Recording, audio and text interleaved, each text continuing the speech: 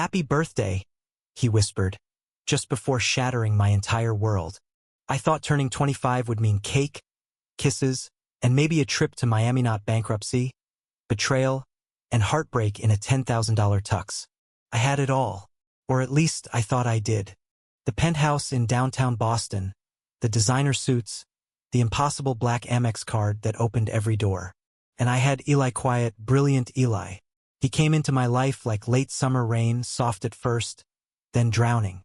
His books were always more worn than his shoes, his lips more sure than his voice. I loved him, fiercely, honestly, foolishly. We met at a fundraiser. He spilled red wine on a billionaire's wife. I laughed so hard I snorted. We kissed behind the catering truck. 3 months later, he moved into my apartment with 2 milk crates of books and a cactus named Leo. I didn't care who he'd been before. He made me forget I was a trust fund baby raised on surface-level affection and status updates. With Eli, life tasted like midnight pizza and felt like poetry. But no fairy tale survives when the glass slipper is forged in lies. On my 25th birthday, I stood in the atrium of Lockhart Holdings, the empire built by my late father, waiting to be named the sole heir. I imagined the look on Eli's face when I told him finally, "No more pretending. We could leave this glass tower, fly to the coast, build something real." Then the lawyer stepped up, expression like stone. "There's been a correction to the will," she said. My stomach dropped. "A correction?" She nodded. "The primary heir is Elijah Carter, my Eli." Suddenly the air burned. I turned to him. He didn't even look surprised, just tired. "I didn't want you to find out like this," he murmured. "Not here." "You knew," I whispered. My voice barely held itself up.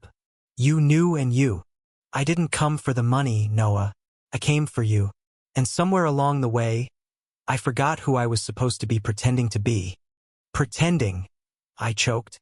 "That's what this was?" People around us whispered. Cameras clicked.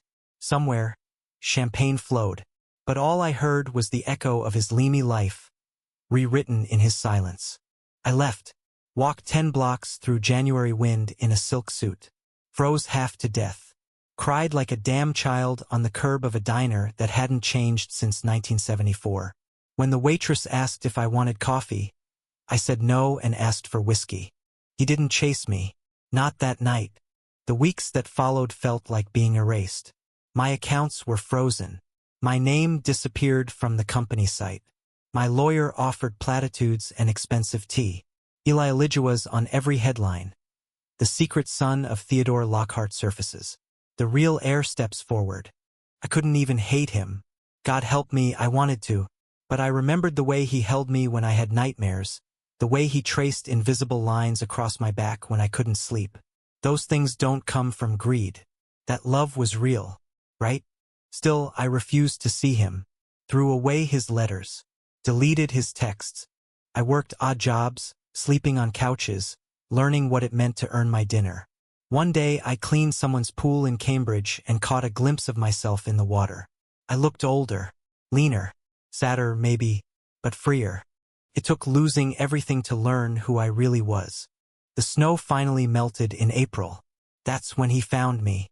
I was working in a bookstore, alphabetizing novels in the wrong order because I liked how Vonnegut looked beside Wilde. The bell rang. I turned. Eli stood there, holding Leo the stupid cactus. Still alive. "You left him," he said. "I thought he'd like to come home." "I don't have a home," I muttered. He stepped closer. The world didn't tilt, it cracked open. "Noah," he said, "I gave it all up." "What?" "The company. The name. The board hated me anyway. I signed it all over to charity and stepped down. I didn't want it without you." I stared at him, breath caught somewhere between disbelief and hope. "I don't need to be a Lockhart," he whispered. "I just need to be yours." I should have yelled, thrown something, told him it was too late. But my heart had never really left his hands. So instead I took the cactus. And then I took his face between my palms. And kissed him like 25 was just the beginning. We live in a tiny apartment now, 2 floors above a bakery that makes terrible coffee but amazing blueberry scones. Eli writes poetry again. I fix old books and resell them for almost nothing. We eat spaghetti twice a week. We fight over who gets the blanket.